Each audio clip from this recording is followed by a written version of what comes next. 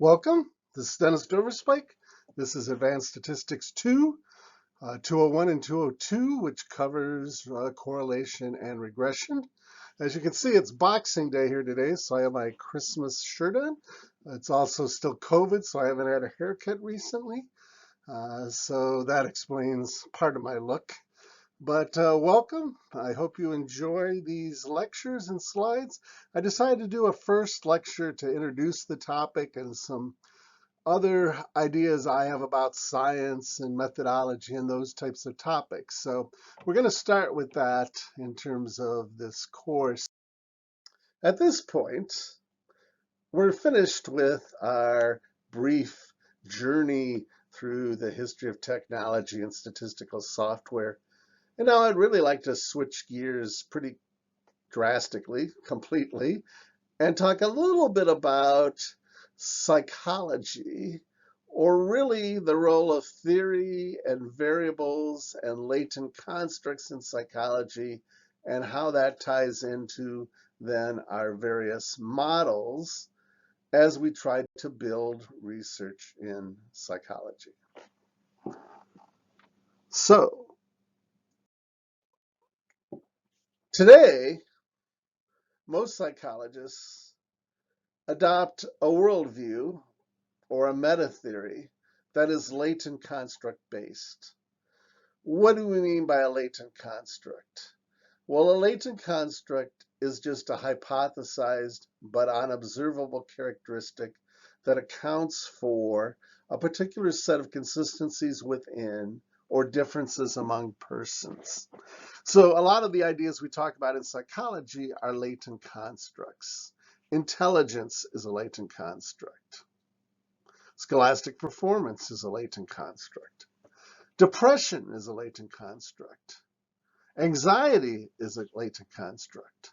Stereotype threat is a latent construct. The therapeutic alliance is a latent construct.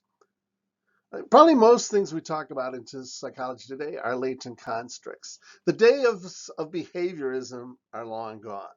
Until about 1978, behaviorism was pretty dominant in psychology. But around 1978, however you want to put it, behaviorism died, drifted away, shifted into oblivion. Sure, it's still out there, but for most intents and purposes, classic behaviorism disappeared. It was replaced, at least for many people who do more social psychological research, with what are called social cognitive models, which moved away from pure behaviorism to, again, an emphasis on latent constructs. Certainly in applied psychology, areas like clinical and counseling and industrial organizational community, there's always been an emphasis on what we might label latent constructs. So latent constructs are very important to our thinking, to our models, to our theories. And we're going to talk about what we mean by a latent construct. But first, let's talk about, a basic theory or a basic model.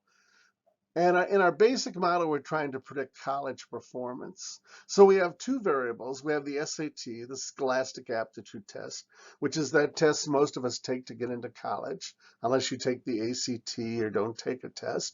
You take the SAT. And the idea is that the SAT should predict first-year GPA or grade point average. We know the correlation between the two is about 0.30. So the observed correlation is about 0.30 between SAT and GPA. But now note, SAT and GPA are observables. They're indicators. They're manifestations of latent variables.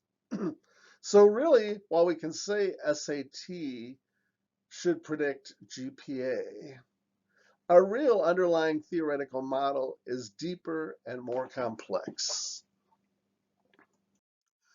A real theoretical or latent model is a construct model where we basically believe general mental ability is predicting college performance.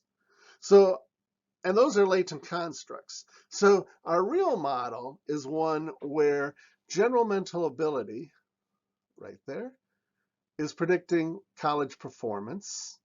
And those are latent constructs. And then underlying general mental ability, or the manifestation or indicator of general mental ability, is the SAT test. And the manifestation or indicator of college performance is first-year GPA. So this model is much more complex than it looks. So again, we have two latent variables or constructs, general mental ability and college performance. Note, general mental ability is what leads to or causes college performance. And then we have indicators or manifestations of those latent constructs. And for general mental ability, the actual indicator we collect is SAT. For college performance, the actual indicator we collect is first-year GPA. Now note, in reality, even though before we said SAT correlates with GPA, and it does, SAT does not cause GPA. General mental ability causes college performance, and then general mental ability causes SAT scores, and college performance causes our first-year GPA. So you can see we actually have a construct model. And this is why structural equation modeling is popular. It allows us to sort of capture this whole construct model. But we have a construct model where we have latent constructs. And it's those latent constructs that are related. And those latent constructs then cause the underlying indicator or manifest variables. Okay, let's talk a little bit about the distinction, or what you might call exogenous versus endogenous variables. Exogenous variables are those whose value is determined outside the model and is imposed on the model. And an exogenous change then is a change in an exogenous variable. So basically, exogenous is probably a big word for our independent or predictor variables. On the other hand, or in contrast, an endogenous variable is a variable whose value is determined by the model. So it's a dependent variable, an outcome variable, or result.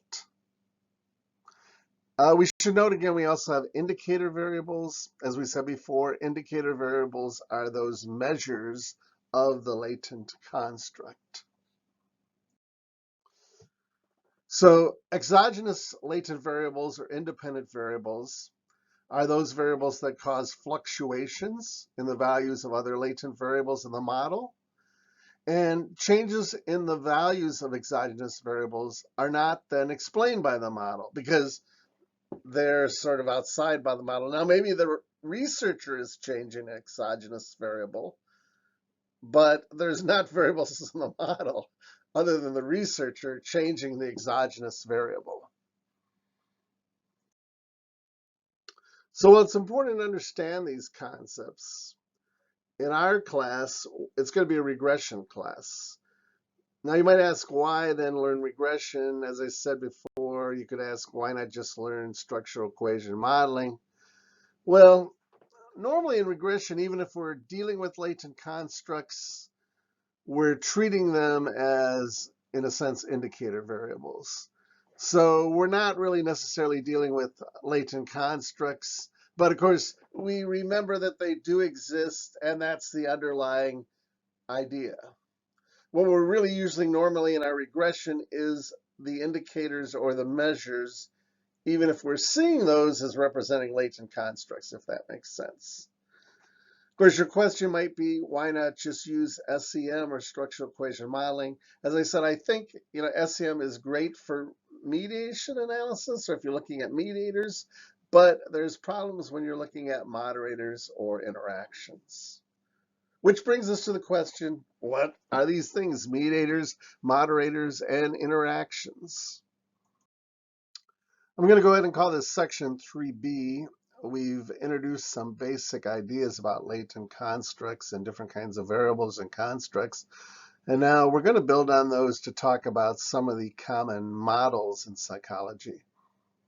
Again, we'll get more complex with this as the semester goes along. Actually, if you want to get really complex, Hayes, in his process books, presents a lot of different models, and maybe we'll talk about that in a discussion. But and we will talk about that somewhat in the lectures when we get to moderators and mediators.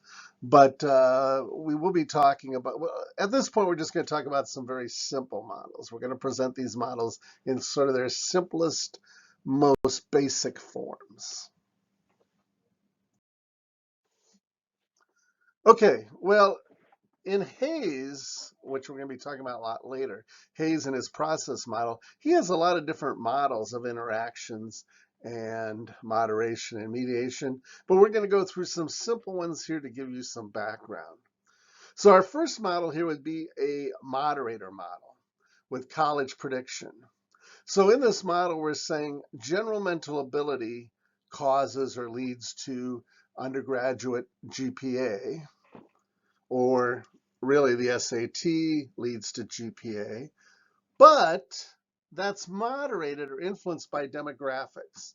For example, if we believe tests are biased or unfair, we would argue that there's different demographic variables, race, ethnicity, sex, SES, that interact with general mental ability to cause GPA, or that or better yet, maybe we would say the relationship between general mental ability and GPA is different for different groups.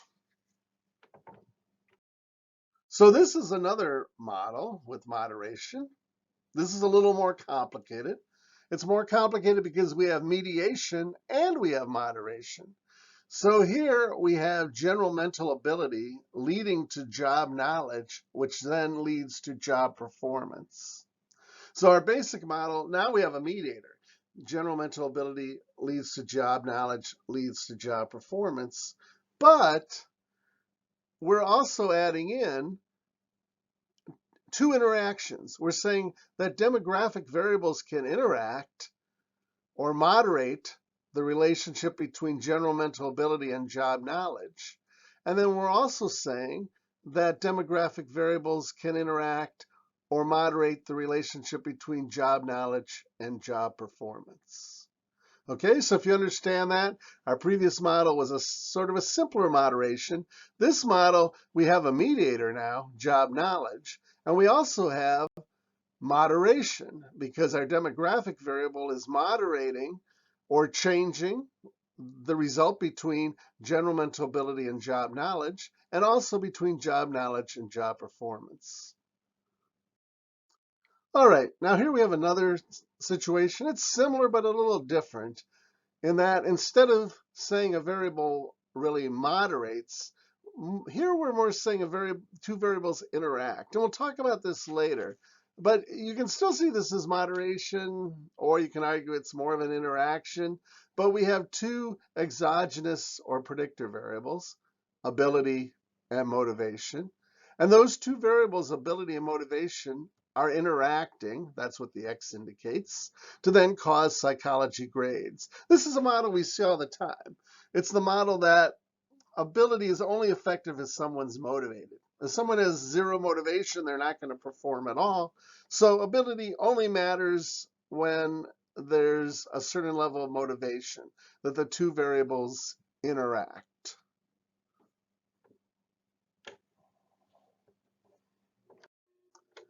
So now here we have another model. In this model, we have ability and motivation interacting, and they cause studying.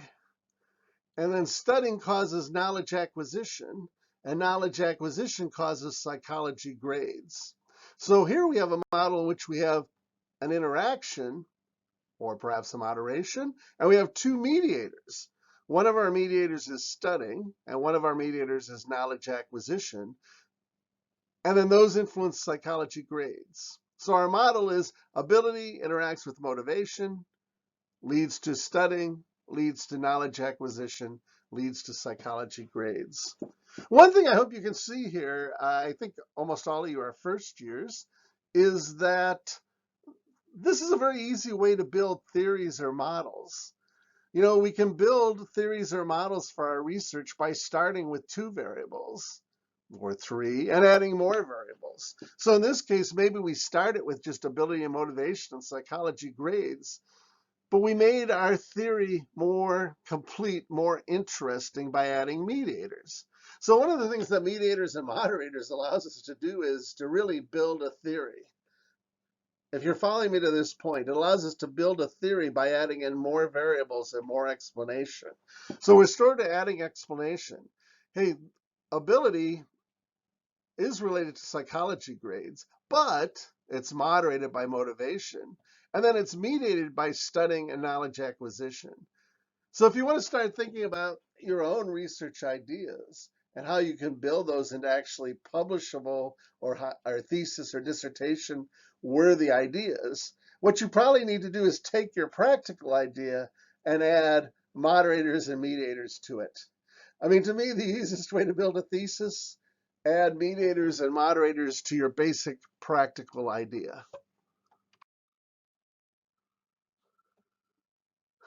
For example, this is another model. This would just be a mediated model. But in this mediated model, this is our mediated model of stereotype threat. You know, one of the problems with stereotype threat, there's not a lot of explanations for why it works, or at least a lot of tests of explanations for why it works. So the basic idea of stereotype threat is that your test medium or your test construct changes or causes test performance. Now that's probably moderated by demographics as well. But a way to start to build a real research program is to say, well, what's the explanatory or mediating variable? Well, in this case, the mediating variable is test anxiety. So test medium leads to test anxiety, which leads to test performance.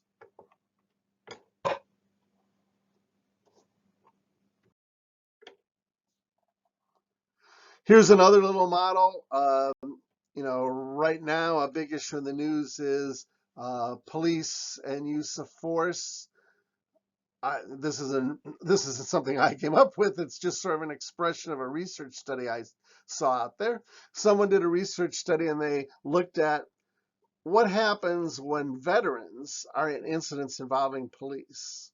And they wanted to look at in what cases when police are dealing with a veteran, are there differences in the amount of force or whether the police arrest the person? And what they found was that a mediator was to what extent or degree the police officer saw that there was a possibility or a likelihood of danger in the situation. So our model then would be a police officer encounters a veteran in an incident. They try to analyze or determine, does this situation or is this situation one is which there's an element of danger? And if there is, then that impacts to what degree I might use force or make an arrest. So that's a basic mediated model again. As just one more example of a mediated model, this is one of the most famous models probably in social psychology, Fishbein and Eisen's attitude and behavior model. We have 3 sort of independent or exogenous variables: attitude, subjective norm, and behavioral control. Those 3 variables then cause or lead to intent to engage in the behavior, and that then leads to actually engaging in the behavior. So intent in this model is a mediator between attitude, subjective norms, and behavioral control, and exhibiting the behavior. Intent serves as a mediator within this model.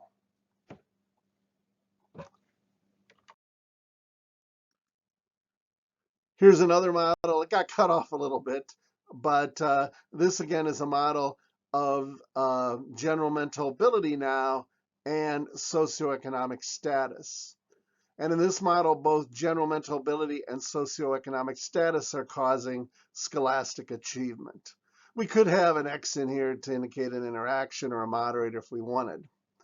But I put this up here to show you an important principle again. General mental ability has indicators, SAT, the WAIS, the Wonderlic. General mental ability causes these indicators. SES, or socioeconomic status, is an unusual kind of variable. It's a latent construct still, but note, it doesn't cause its indicators cause it. So its indicators include parental income, city in which the person grew up, and their high school. But in this case, I got to remember I have that laser on. In this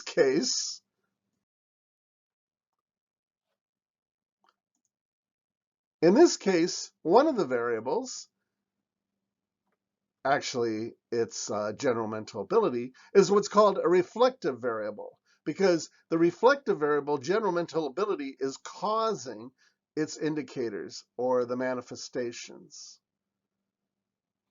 In the other model, the formative model, which this would be SES, the indicators or the manifestations are causing the construct. So a reflective model, the construct causes the indicator variables. In a formative model, like socioeconomic status, the construct is caused by the measures that we take of it, or the indicators. So that's a major difference you have to keep in mind between reflective and formative. Luckily in psychology, we don't run across many formative constructs, but they sometimes occur. So it's something to remember, something to keep in mind. And here we see it again. Here we see a reflective and a formative variable. Again, the reflective variable, timeliness, is causing its indicators. The formative variable, or the formative latent construct, life stress, is being caused by its indicators. And again, I'm using cause in sort of a loose sense there.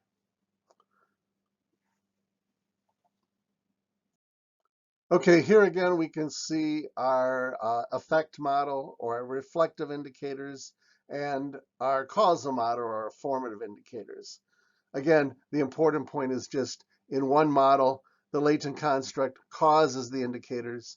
In the other model, the indicators cause the latent construct. So with this formative model, or the causal model, it's these indicators that cause the underlying latent construct. Again, that doesn't occur too much in psychology, although socioeconomic status is a frequently given type of construct where that would occur.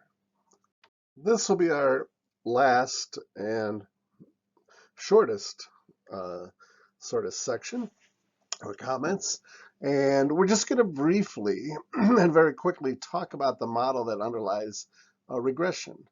The model is what's called the linear model. It underlies almost all of what we would call our parametric statistics, all those that depend upon least squared errors. And so it's a very fundamental model. And it's got some that has some interesting implications. And that's what we're just going to talk about for a minute or two here. Okay, that brings me to the end of my brief discussion about theory, latent constructs, some basic ideas about science and how that's going to influence our statistical analysis. Now I wanted to switch gears again and talk a little bit about regression and ANOVA and the underlying similarity of the two types of analyses. Now, of course, we're splitting these up into two separate semesters. You know, the statistical programs look very different, seem very different, but what's amazing is they're really identical. So from a mathematical point of view, what we call linear regression and what we call ANOVA are actually identical. They're the same linear model. The only difference is that in ANOVA, the independent variables really have to be categorical, although you probably remember we can have analysis of covariance. So ANOVA could be considered a special case of linear regression in which all the predictors are categorical. However, what happens with statistical software is the outputs or the printouts are often quite different. So what really tends to distinguish them is the way the results are presented, or the output, and how useful that is in terms of the sort of research that we're doing. So even though they're the same model, we do have different software, and it's because usually we want to know sort of different things, and so the output or the result is going to be presented in different frameworks. Another interesting little tidbit is that statistical methods or these statistical methods we're learning can be linked to the geometry of the right triangle. As a matter of fact, I once had a professor that tried to teach us this. I don't remember much of it, to be honest. But there are books that go through the geometry of multivariate statistics, and there are articles and books that talk about how you can derive statistics from the geometry of the right triangle. So I hope that didn't just blow your mind. Any questions or comments? Well, this class is asynchronous. It's being presented to you as sort of a PowerPoint video. So if you have questions or comments, you can bring them to our discussion sections, or you can email me at dennisdoverspike@gmail.com. So there you go, dennisdoverspike@gmail.com. If you have questions, go ahead and email me there, and I will try to answer them for you. Okay, well, again, thank you for sitting through this PowerPoint or this video or however you've seen it. I appreciate it. Again, if you have any questions, feel free to email me or bring them to our discussion groups. I apologize if my discussion was a little disjointed. We were discussing really a lot of different topics and discussing them way too briefly. So it was a little like staccato or a little, I know, really quickly getting through different ideas. If there were things you didn't understand, again, feel free to ask questions. I appreciate your having sat through the lecture. And our next topic will deal with really general matters in merging, cleaning, dealing with missing data, some of the basic tasks we have to do before we start a statistical analysis. So that'll be the next sort of talk in this series. Okay, thank you very much.